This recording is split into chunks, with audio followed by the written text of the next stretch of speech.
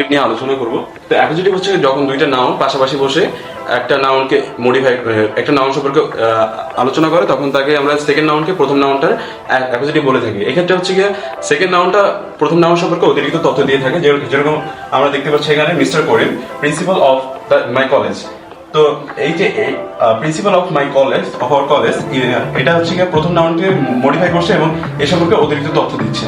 তো অ্যাপোজিটিভকে সাধারণত তিন ভাগে ভাগ করা যায়: nominative appositive, objective in appositive and possessive in appositive. তো নমিনেটিভ অ্যাপোজিটিভ হচ্ছে গিয়ে এক্ষেত্রে নাউন বা নাউনের পরে অ্যাপোজিটিভটি থাকে। দেন হচ্ছে গিয়ে অবজেক্টিভ অ্যাপোজিটিভ, এক্ষেত্রে হচ্ছে গিয়ে আমরা অ্যাপোজিটিভটি বাক্যের শেষে বা অবজেক্টিভ হিসাবে দেখতে পারি। আর হচ্ছে গিয়ে পসেসিভ ইন অ্যাপোজিটিভ, এক্ষেত্রে অ্যাপোজিটিভটি সাধারণত পসেসিভ অর্থ প্রকাশ করে।